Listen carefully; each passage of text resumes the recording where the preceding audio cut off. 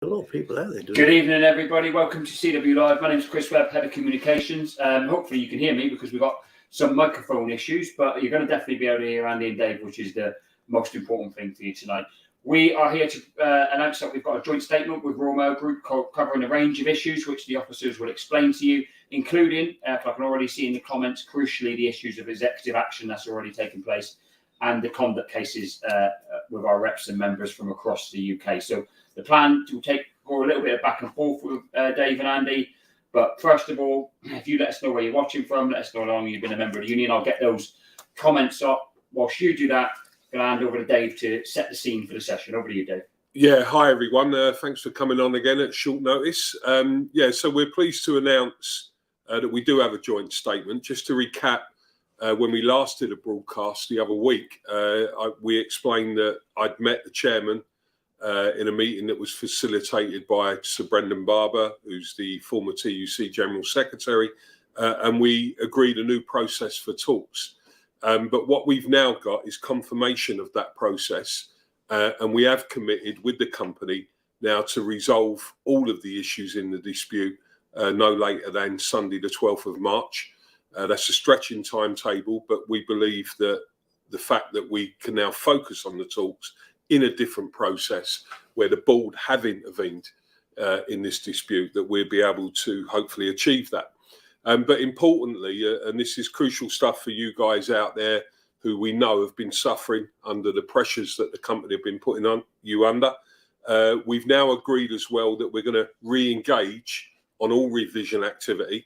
So the company have agreed to stop the executive action to allow the re-engagement of revision activity over the next 3 weeks. We've agreed to deploy the current phase of revisions that are going on across the country by the end of the financial year. That's important for all of us to try and assist the financial situation in the company.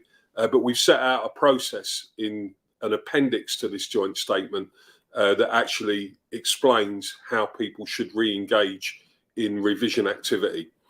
For those people who have already had revisions imposed, there's a process there for your reps and a fast track process on top of that to escalate that, to try and resolve those impositions with an agreed way forward. And we know that's particularly important in terms of things like later start times and duty attendances and that. So, you know, you guys will now have that opportunity to deal with the imposition of change during that period.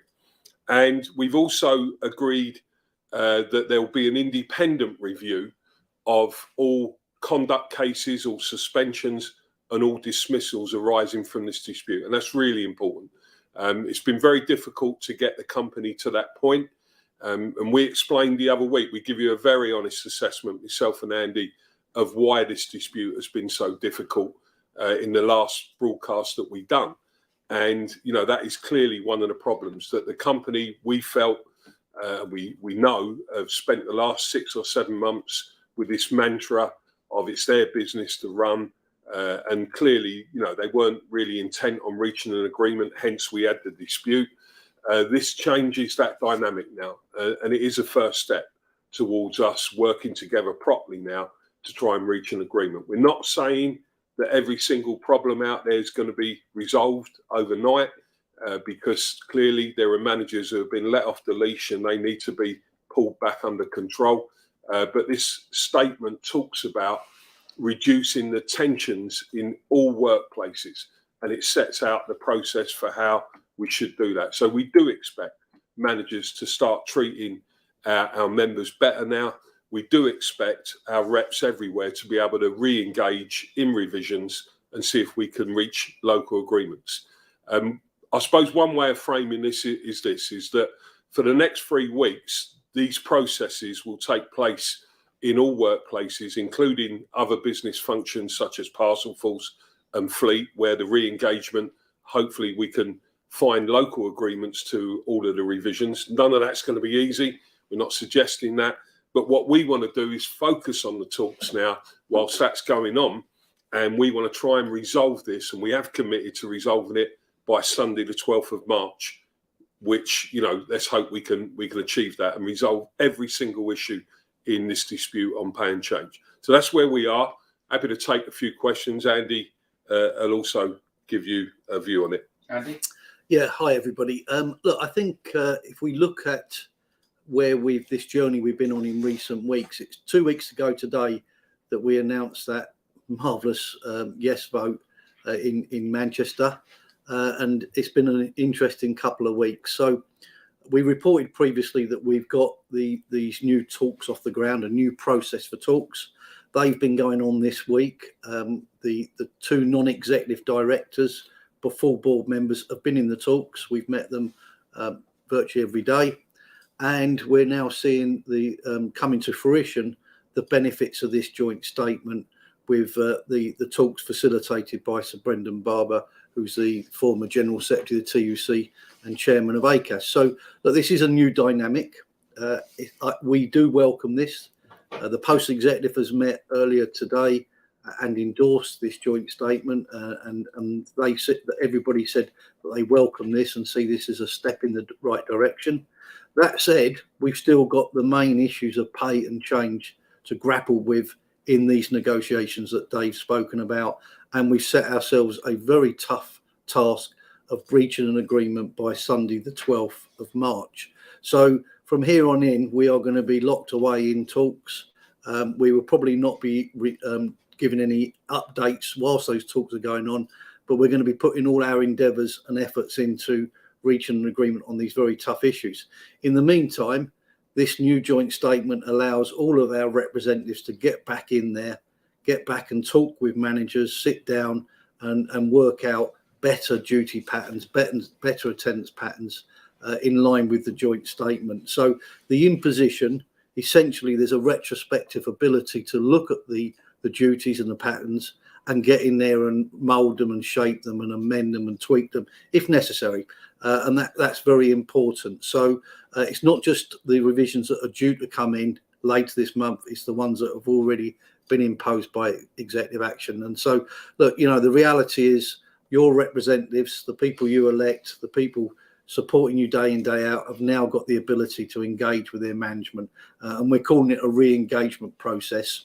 There's also this fast track process that if a local agreement can't be reached through, even though our reps will do the best job possible, if they're met with a local manager who's just digging their heels in, then there's an ability to escalate that process to our senior field officials and they will meet with senior management. So, look, we're optimistic that this is an opportunity to put right many things that have been wrong in recent weeks. Is it going to solve all the problems overnight? No, it won't. But we've now got this vehicle to get in there and have this engagement and attempt to resolve the issues.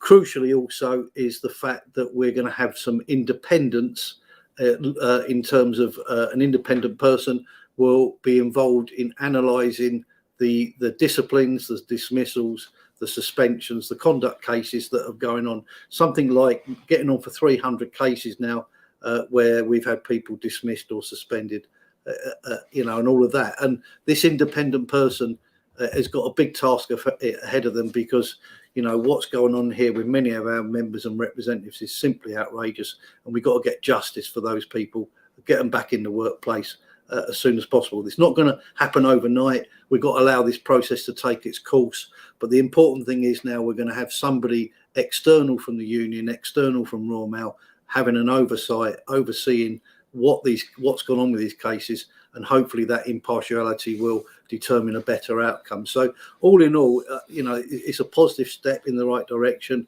but we've still got a mountain to climb in terms of delivering a decent pay and change agreement, and that's where our focus and energies will be in the next 10 days. So thank you, Andy. Just obviously come back in to you, Dave. Obviously, people in the questions, a load of you put in some really valid points, which we're going to go through. So that's the purpose of this session. Dave, I think, there's a huge issue, I think, with trust. I think that's coming across from the members in the comment. I think we understand that.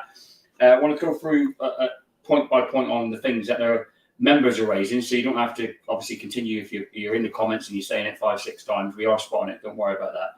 Executive action. People are asking in two things. People have had their start times changed without agreements. People have been ripped off their duties without agreements. Does this agreement help those people? And then there's a whole raft of people saying that on Monday they're facing their start times being changed, they're facing their duties being changed, and it's unfair. And there's other people saying that their offices are collapsing. So the whole issue of executive action, is this agreement a positive for that? Does it stop it, Dave, crucially? Yes, it does. It stops it going forward, and it also gives an opportunity for every single unit that's already had executive action taking place to fully review that executive action. It sets it out in the context of the revisions that they've already imposed, must meet quality of service targets, must meet USO compliance, must be done in a way that is in line with all of the statement. You need to see and read the whole statement. It does talk about changes to start and finish times. The company have set out very clearly in the statement that this is not designed to deal with the wider national negotiations on start and finish times, which they've been talking to our members about, which come from the network changes, which we'll be debating with them over the next week. What we are saying in here is that they have to now address the changes to start times where that's taken place already, and that can only have taken place as a result of local circumstances where there might be delays in indoor workload through changes in arrival patterns. So it really narrows that down, and it actually says in there, if there is a case for that, because of local circumstances, that the maximum that should be is 30 minutes. So anyone who's been pushed back beyond that, they can certainly get back to that point under the terms of this. But you need to see the whole statement. Your reps are going to see it. It's gone out as we're on air. And I do think that when people read it, no doubt about it, you will see that this is a different dynamic now. It's an opportunity to get back in. What we're not saying, though, and I do want to be clear on this, I mean, this has been such a bit of dispute that the idea that, everything is going to be sorted out overnight, because there's still some really big changes that we've got to negotiate with a company about the future. Some of these managers, I've heard the expression that they put across at the select committee that there's rogue managers out there. I think there's a lot more rogue managers than what they admitted to. These people have got to be pulled in line. So the process enables that. And, I'd urge all of you to see it. We'll try and send it out by email as well, direct to our members. And hopefully, you will start to be treated a lot better. It sets it out in the context, and this is really important, that the company have now acknowledged that they need to support the well-being of our employees. They need to reduce tensions in every single workplace, across all parts of the business and across the union as well, to enable people to be treated better, to deal with change in a proper way as we would normally expect, and to also make sure that we have the time over a week where we can actually create the environment to get in and do the deal that we need to finish off now. So, yes, it does address that. There's no doubt about that. The one point I will say is this, though, if we don't achieve this, it sets it out in a 3-week time frame. The company reserved their right at that point to go back to executive action. And of course, we reserve our right at that point to take strike action on our ballot. So, that's the reality of it. We're focused now on trying to do the deal. We did say to you that getting the yes vote done would put pressure on the company. There's no doubt about it. It's achieved that. So have a look at the statement. And I think from where we are to where we are today with the statement, you will see that we've addressed those issues. Thank you, Dave. Brilliant. Andy, I want to come on to another burning issue in the comments, which is the conduct issues with members and reps across the country. People posting saying, I'm due in to be interviewed tomorrow. I'm due to have my appeal. Sort of like, how important is this statement that's been reached and the appendix that's been reached? And what's the practical impact that people are going to feel on this issue immediately, I suppose, is the question that's come from the members.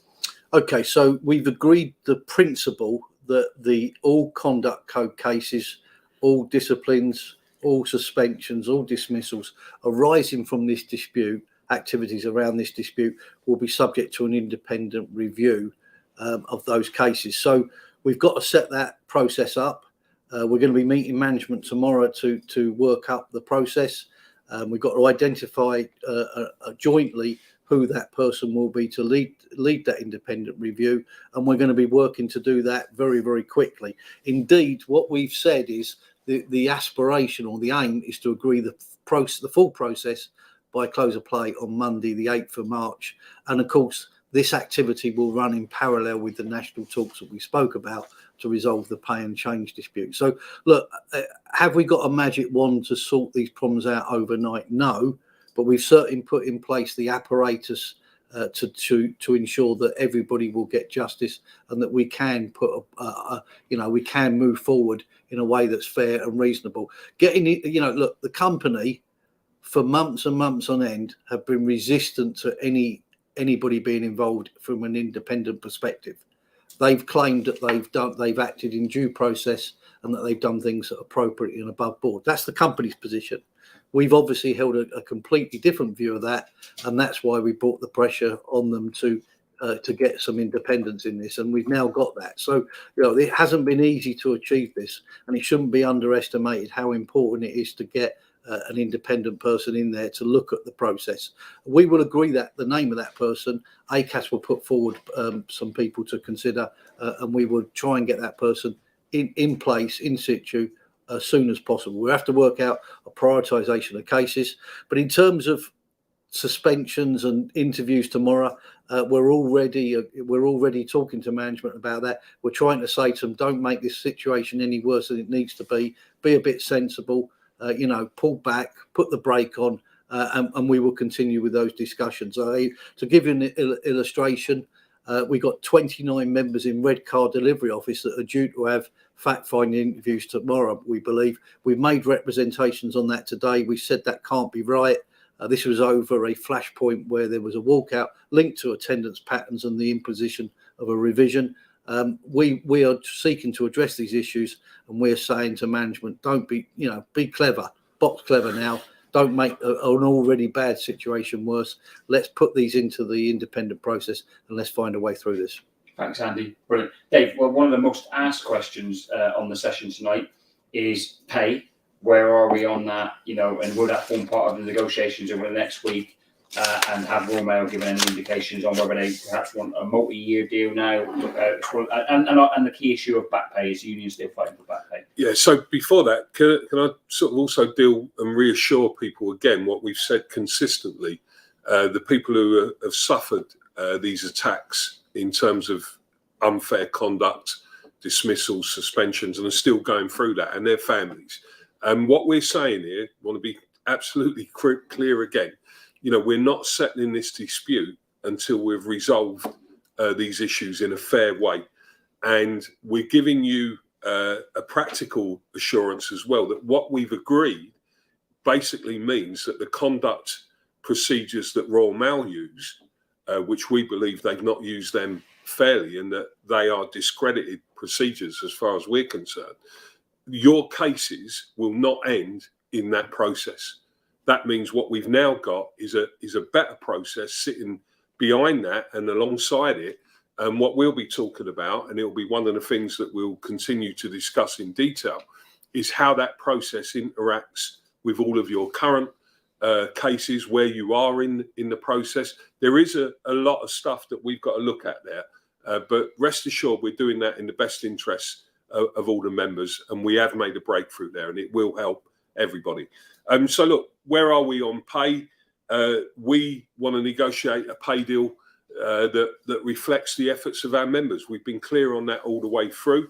I think we have said that the company, when they offered 9%, you've heard us say this in the media, if it was 9% over 18 months and it was a real 9% and it was backdated to the start of when it was due last April, well then I think we would probably have brought that back to our members, subject to where we were on the change stuff as well, and let the members decide on that.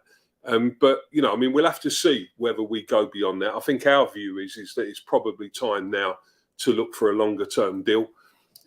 It's also not going to be easy because of the issue of the company's finances. And we acknowledge that. We've been through a presentation with the company on that. And we do understand that they are in a serious situation. We said that the other week. We've said it a couple of times. But there's a lot more to talk about that, because I think we have to talk that in the round. Maybe we'll have an opportunity to have a session where we explain our full view on that. We don't agree with how they got there. We don't agree with the decisions that they've made to get there. And there are ways through this. So, don't think we're sitting here and we're just going to accept that there isn't a pay deal for our members because the company's finances are difficult. There's other ways that they can look at that, money that they can loan and various different things, facilities that they've got.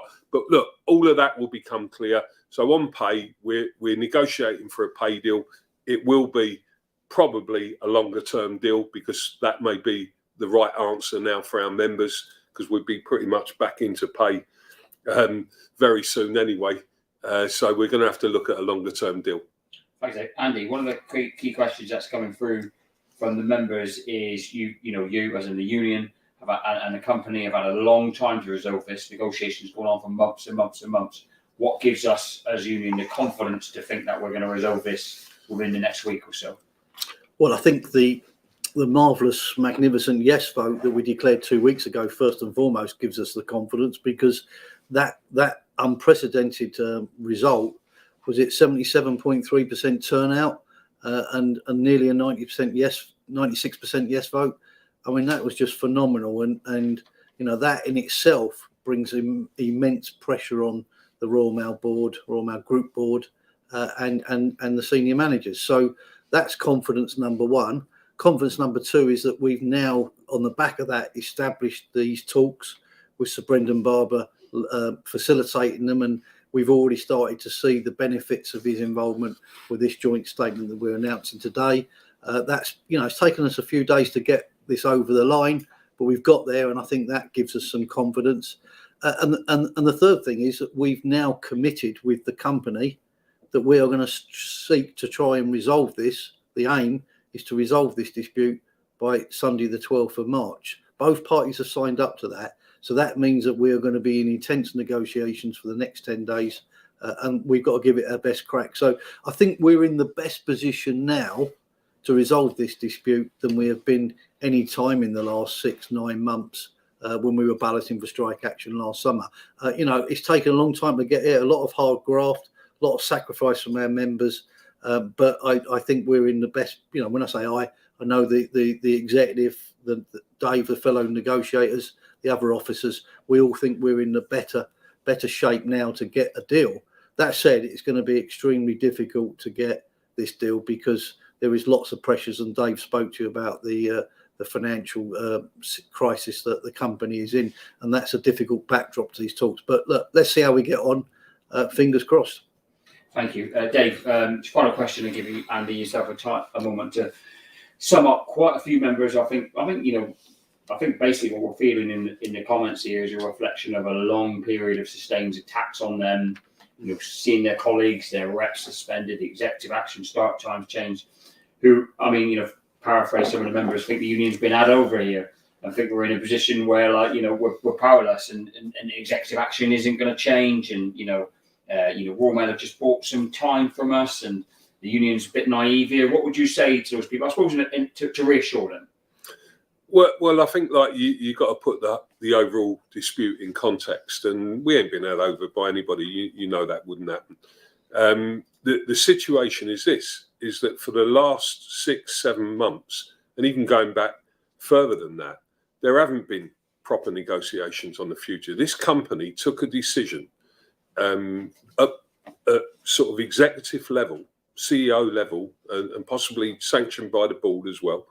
They took a decision that they were going to impose change. They were going to change this business. They weren't going to work on the union. And as I said the other week, they have become obsessed at the top of the business that the objective was to demoralise the workforce and get the union out of the workplace so that they could impose all change going forward. And that's been their strategy. That's why we've been in dispute for all this time. That's why your support has been so essential. And what's different now about that is that the board have intervened. And the board have intervened for very clear reasons. One, they know that strategy has failed. So those people, that were saying that we're going to sort this out by getting rid of the union once and for all, they haven't succeeded in that because you've continued to back the union, and we've stayed very solid during the course of a most bitter dispute. Secondly, though, their finances are now at a point where they realise that they've got to work together with us to reach an agreement, and that's in everybody's interest. And thirdly, there's no doubt about it as well, the pressure that's been put on through those select committee hearings has shone a light on what the company have been doing. And it's the combination of all of that that means we ain't been had over. What we've actually succeeded in doing is taking a real significant step now to reach an agreement with a company. And if the board are involved in this and they want to continue to do things in the right way, they've got to reach an agreement. But here's the challenge for any managers that are out there. You've got to now start treating our people in a totally different way. And what we say to everybody who's listening to this, if we don't reach the agreement that we want, then we will have to take further strike action. We know that, but we have explained that it was about changing the dynamic, and you have to weigh all of these things up. And, we know that when you see this statement, the words in this statement, and I know people will say, well, will the actions follow the words? No one can guarantee that, But these words are a real breakthrough for all of our members on all of the issues that you've been facing. If the company don't step up and do the right thing after this, well then, we've got the ballot and we'll use it. But the right thing to do now is focus on getting the deal by next weekend, if that's possible, and to get all of our reps, our divisional reps, our regional reps, working with you, our local reps, to try and deal with the executive action and the actions of management out in the field. And the statement will go a long way to doing that. So let me make it absolutely clear, we ain't been had over by anybody. Thank you, Dave. And to the members from all areas of the Royal Mail Group, Fleet, Engineering, Price Force, yes, of course, as always, to reiterate, the full terms of this statement cover you. Andy, your closing words, buddy. Well, look, we understand the frustration of members out there, particularly those that have been suspended and all the rest of that, the unfair penalties. And we also understand members are angry because they've had their working lives turned upside down with imposition of new revisions and duties. This joint statement gives us the opportunity to get back in there and make a difference to people's working lives for the future. It also addresses the retrospectively, and that's critical for where the imposition has also taken place. Look, this was always going to be a long haul dispute. If I can use an analogy, we're not Usain Bolt. We're not going to run out of steam after 100 meters. We're Mo Farah, and we're in this for the long haul. If it takes us to run 10,000 meters, we will do that to get the right deal. If we were had over, we would have accepted a poor deal, which was on the table previously. We haven't done that.